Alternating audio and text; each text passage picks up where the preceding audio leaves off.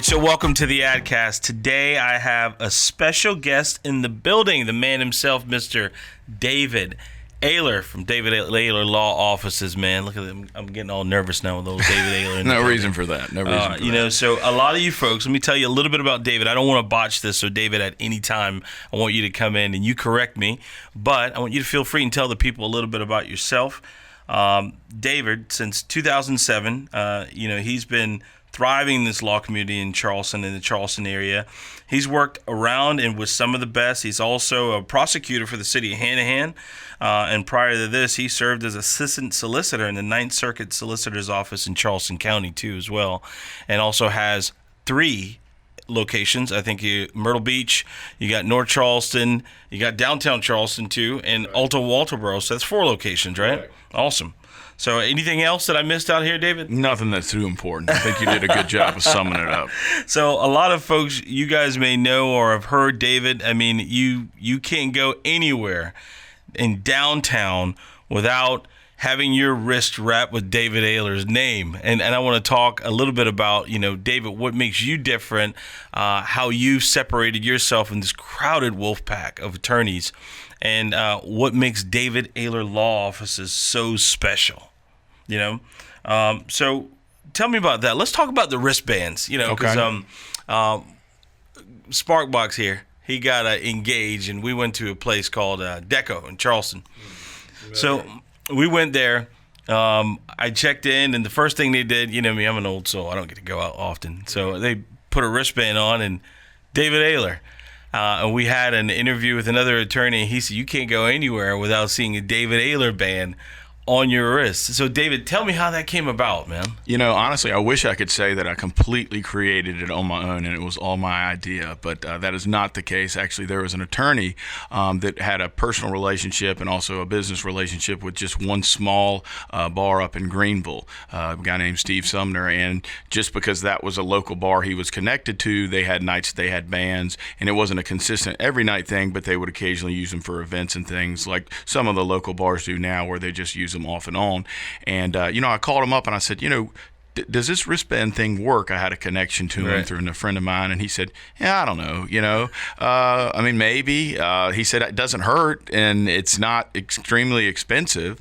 He said, it can be a little bit repetitive in some ways because, as we all know, we're all creatures of habit most often. So you get a lot of people going to the same places over and over again. So for him, it said, yeah, I think probably a lot of people are seeing the same thing, but hey, what's different than that than what we used to see, at least as gentlemen? I'm not sure about the ladies' bathrooms, but just a few years back in Charleston and a lot of towns, and occasionally you still see them now, was to be the ads in the stalls. First it started off as the print ads, and you'd see whether it was the actual bar themselves or a restaurant telling you what they had. Then you started seeing other types of businesses that would put ads in there. Then it went even to the market of actual televisions and monitors, which I don't think that worked out too well just because of what people do, rip them off, that sort of thing.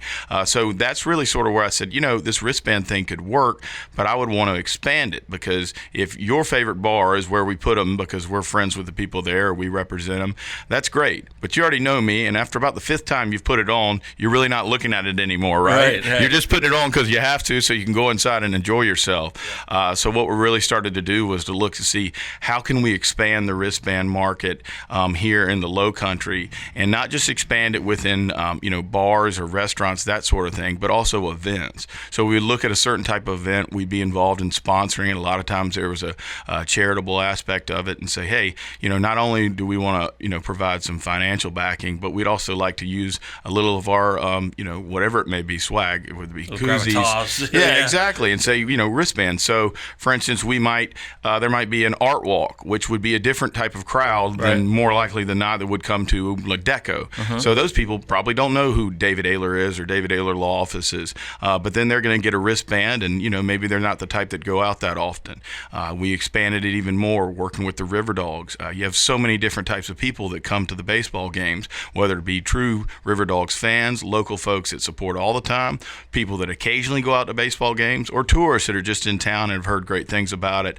So you really start to getting variety of the type of people that are wearing the wristbands. Yes, there's a lot of repetitiveness in some of the places, but our main goal was to, as you pointed out early, spread it around as much as possible. possible and hit different diversity within the groups that we're going to be wearing them. It was hard to miss it. I mean, so obviously it's kind of helped you kind of build trust with that crowd that goes out. I mean, and you get them a little young and old, because if you're talking about the River Dogs, that's not a younger person's thing. That's more of a family event. So you're building trust with families through doing things like that. Yeah, and you also, to give you an easy example, not to give away all the secrets, give an example. No secret sauces here, Pet Helpers, something like that, a good organization. You support them. They wear your wristbands. People notice that. They pay attention to that. And, then they think about, hey, that lawyer is supporting something I care about. And it gives you a little bit of brand loyalty to that person and to their organization. So there's several different, sort of ways that you can really use it to benefit you. And then at the end of the day, there is going to be some of that repetitiveness where someone who's worn 50 of them over the last 2 or 3 years isn't even paying attention.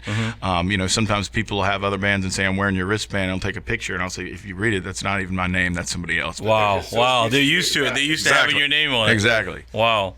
Well, tell me about your firm, David.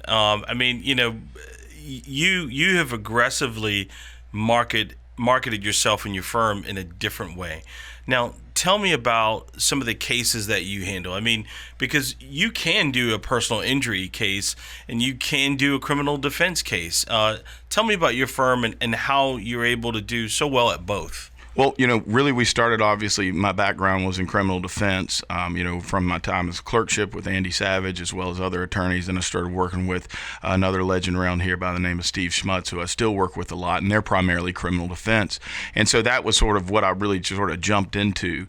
But then from that, I started to notice that, one, competition was starting to rise. And then beyond that, you wanted to diversify just like you can in any type of business, if at all possible. You can't be everything for everyone. But that doesn't mean that you can't be, pretty successful or good at a few things. We're not allowed to use the word expert in South Carolina with attorneys. I'll use the word expert for me. How about that? That's fine. And I just no comment. But so when we started looking at personal injury cases, it was an avenue that obviously there's a lot of them out there. There's obviously also a lot of competition out there.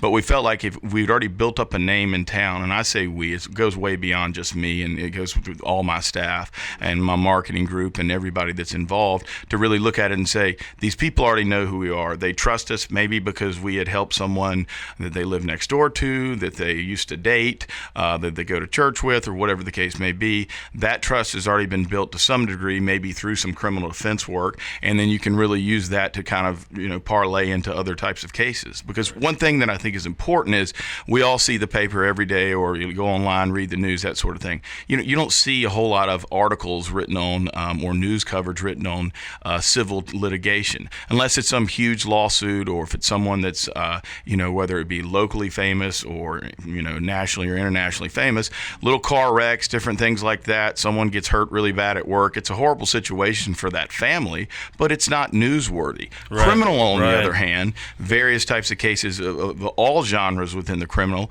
those get the news, and when they get the news, that means usually a lawyer's name's going to be connected to it. So from a promotional side of it, and it just really comes naturally where you're going to have your name out there because of the criminal work. There's some attorneys in town that if I named 5 of them right now, you would say you've never heard of any of them. And I could tell you that they are some of the most successful attorneys from how they represent their client and the results that they get in this city.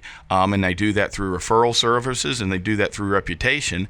But it's completely different because their name's not going to be outside of a lawyer magazine or something like that where they're showing verdicts or they're showing settlements. Their name's not going to be on the front page of Post and Courier. They may have settled a case for $3 million yesterday. You'll never see it. But you will see if somebody that works for the mayor's office gets a DUI, right? You know, I mean, so it's the difference of that criminal sort of coverage that you get, and you use that from the popularity standpoint of people are interested in criminal shows, criminal TV channels. I mean, you see how much we see, all the documentaries, all, as you know, podcasts left and right. Exactly. And it's a little bit different on the civil side. So that's why you see, as much as you do, the advertising for civil type of cases. And when I say civil type of cases, of course, I mean personal injury, truck accidents, car wrecks in general, different things like that. You don't see a lot of lawyers get on television and say, I can help you get out of your DUI, or I can help you with your drug charge. You occasionally you'll see that, or somebody may, talk about a little bit their experience working in criminal, but most often the real mass marketing is going to that civil side, because that's the way that you can get coverage to show, hey, this is what I do. Because otherwise, a lot of times outside of word of mouth, which we know is the best type of recognition you can 100%. get, people aren't going to know who you are unless you're within the legal community. You brought up there could be an attorney that actually could have settled a suit for $3 million yesterday. Could be one of the top attorneys. You never even hear their name. I mean, how do they function in this competitive world? And I know word of mouth is very important, but how do they function without anyone knowing exactly who they are? And it's so crowded because there's students being pumped in to the law space every day. Exactly. And the way a lot of them function is through reputation. And what I mean by that is another attorney that may be, let's say, a real estate attorney gets a tractor trailer accident because he's connected with the people, then they're in his Sunday school class. Well, he knows that he can't handle that case, not because he's not intelligent enough or she's not intelligent enough, just because it's not what they're experienced in. So then they will work with another attorney who they know, because they are in with the industry, that attorney or that firm is, handles those type of cases. They end up working out splits on the fees, and that's how a lot of the cases come through. They come through referral-based systems.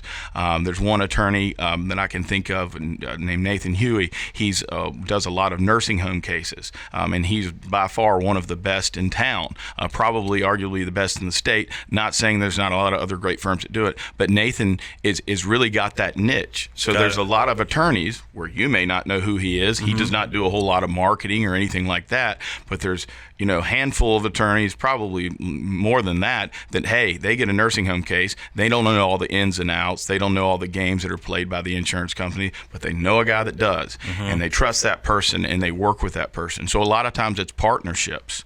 And then also it's sometimes just people that are sort of out there working for you in the community, people that you hire that are your investigators, that sort of thing, actual employees of yours that actually can refer in cases. And that's something that we always encourage as well. We do it a lot within our motorcycle division of our office. We really built that up over the last 6 years. It started from an idea when, unfortunately, we had a passing of a very prominent attorney in town, actually on a motorcycle, who represented a lot of the motorcycle clubs. He represented a lot of the riders around the area. Now, there's national firms, Law Tigers, different ones, Tom McGrath. They do work all over the country, but locally there wasn't anyone that really took that space. So our Writers Law Group came in as a niche and took that space. And within that is my investigator, who actually is my cousin as well. And he's been with us. We all ride. He rides and hits a lot more events than I'm able to hit, and really has put our name within that market. We do a rolling bike night every month for about 7 or 8 months of the year with a charity at different bars and restaurants with live music and things like that. And so that's just another angle where you get in, and then attorneys call us and say, hey, I don't handle a lot of motorcycle cases, but I know you guys do. Wow. And then you work with them. So and then there goes your niche, like Nathan Huey. Correct. Exactly. Yeah. And then you have other great firms, like, as I know your previous guest, Kenny Harrell, what him and Mark Joy do, they handle so many different types of cases. But one thing that they're really known for is being trial lawyers, true trial lawyers, meaning that they're going to sit there at a table and turn down amount of money that you and I would probably start crying if we walked away from that table, and so scared and nervous. But they know what they're doing, and they know how to prepare their cases, and they will say, no, I don't want your $10 million because my client deserves $18 million, and I'm willing to risk the case, which includes a tremendous amount of my own personal expense that the firm has put in to try this case and get what this client wants. Now, you said a couple things too. One, earlier you were talking about reputation. How hard is it, or does it come natural to kind of keep this good reputation, especially with being so public? You know what I mean? Is that hard at all? Do you feel any pressure at all in terms of keeping up with your reputation? Yeah, absolutely, because you're always going to have a lot of detractors. Just like in any industry, there's going to be people that are critical of what you do within your own industry as well as from a public standpoint. That person's, just smoke and mirrors, or that firm is, doesn't treat their employees right, or different things like that. And we all have Yelp, we all have Google reviews. Everyone's an editor now. Right. Every single one of them is not going to be great. You want them all to be. You want them all to be 5 stars, but that's just not realistic. And what I've really had to learn is you handle it on a case-by-case basis. Sometimes a client isn't happy. You do everything you can to make that client happy. If you have a situation with another attorney, no matter if it's a civil or criminal case, one thing Steve Schmutz, who's one of my mentors, always taught me that, the first person that you end up getting in an argument with and saying things you shouldn't say, whether it be text, orally, or email, will be the next person you're asking a favor from within that same legal community. Wow. So that advice I've taken to heart and not always followed it, but tried very hard to, because you want to be continuously, even if you're on the other side, even if you don't agree, respectful of that person. And I think that comes down to respect connecting directly, of course, to humility, meaning you're still willing to get out in the community. You're still willing to give your own time. You're willing to help. You're willing to not just write a check and say, hey, we're a great firm. We think you are a great group. Here's $10,000. Right. No, here's our money, and here's our back, and here's our sweat, and we'll be out there with you on Saturday. Isn't that something? Well, David, man, this has been hot the first couple of minutes, man. So what we're going to do now is we're going to take a break right now. David and I are going to get a drink of water, and we're going to come right back. Sounds great. Cool. Lately, I've seen a whole lot of marketing campaigns that have just taken a potty break. Some people are just not doing the right thing. They think that they can have success without having the 3 magic pills. That's having your budget, your media, and your message. Don't let your advertising take a potty break. Make sure you tell your money what to do and when to do it, and stop throwing your money down the toilet.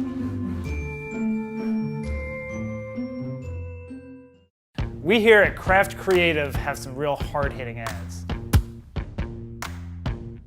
With Writers Law Group, we wanted to really try to brand it so that the writers across South Carolina would understand that they would have attorneys that were involved, legal teams involved, that actually understood what they were going through, and just making sure they go down the right road to get the right recovery and get what they deserve.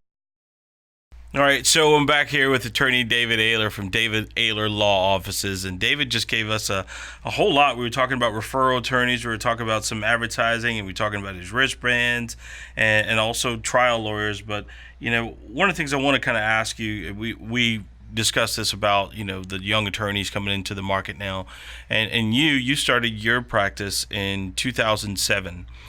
What advice would you give for those new guys and gals coming out right now?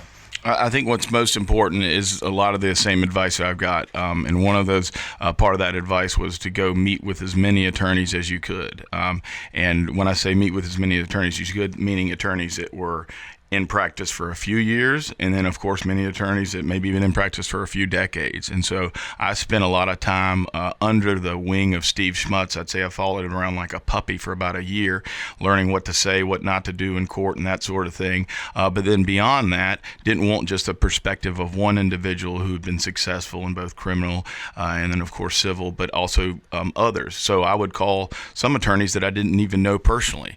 Most of them were willing to meet with me, whether it was over lunch or over a drink, or they wanted me to just come by their office, or we got a cup of coffee. And I'll never forget, there was one specific attorney, still a good friend of mine, and a very successful attorney then, very successful attorney now. And I had a buddy that kept saying, call him, he'll help you, he'll refer you cases, he's a great guy.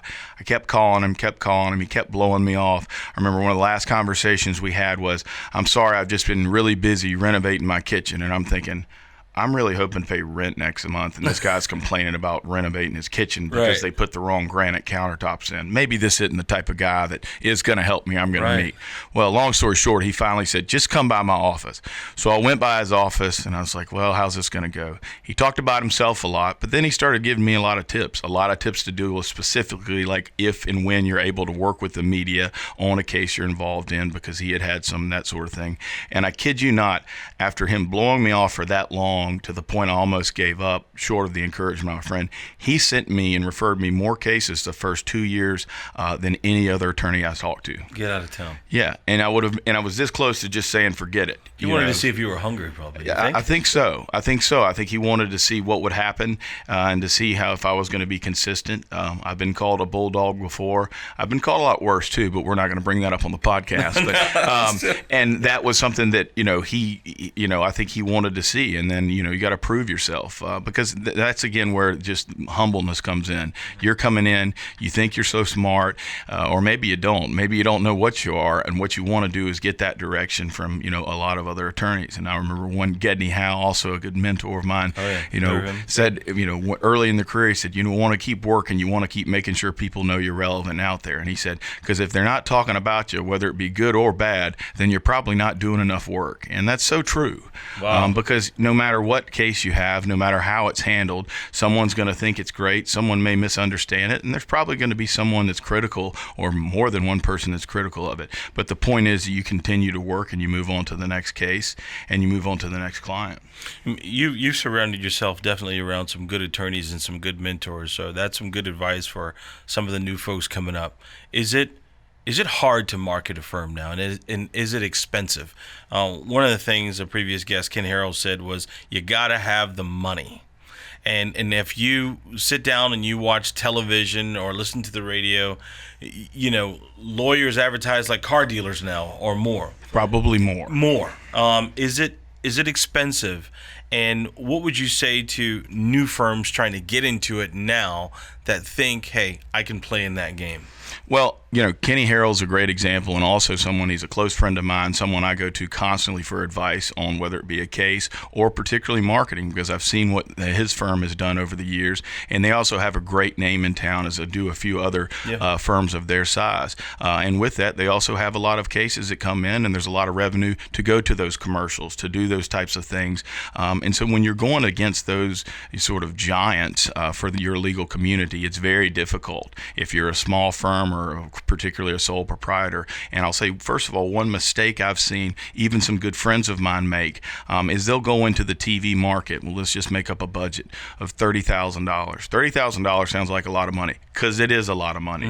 $30,000 does not go very far when it comes to working within the media, particularly television. So they'll drop that 30 and then say, where's the results from it? You've got to be ready to spend six figures, I would say, minimum, if you even want to touch the TV market, because of the amount of other people that are spending maybe even 10 times, if not more than that. Right. So one thing that I always looked at was say, hey, I'm too broke for TV. So what can I do otherwise? Radio, you mentioned that. That's something I've been involved in for a very long time on different platforms. I came on and started that and said, look, I don't want to just be a generic commercial. I don't care if y'all do some commercials with me, but I want to come on and do what we're doing right here. I want to talk. I want people to call in, actually get to know me, not just to get to hear something about me, and that sort of thing. And that's been very successful. So I feel like there's other avenues than television. Of course, now the internet and SEO is so important, because some people don't watch television really at all. And if they do, they watch the shows that they record. They watch things that are on Netflix, that sort of thing, the different streaming. So they're never even seeing. So you may be spending a lot of money on television, and they're just simply not watching the commercials, or they're fast forwarding through the commercials. So that's where, looking at it from the standpoint of SEO, what's your website look at? I mean, there's so many websites, including mine right now, probably has a few things that need to get changed on it. You've got to stay consistent with that. You want to be high in those rankings, because people's natural reaction now, if they're not looking and influenced by the TV or radio, is to go on the website, or maybe they see your name in the paper, or they see it actually on television or hear it on the radio. What's the first thing they're going to do to learn more about you than that 45 second? They're going to that website.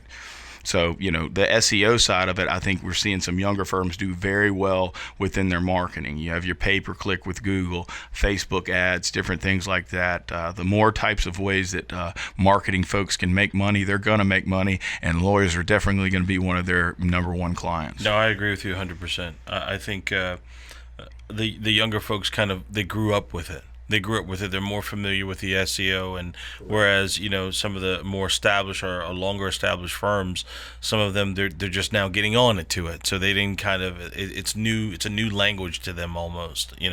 Particularly when you have older partners who say, "Hey, we've been doing TV ads since 1984. They're doing pretty well for us. I think everybody here that's partners of this firm are doing well. Why do y'all want to get into this whole internet thing?"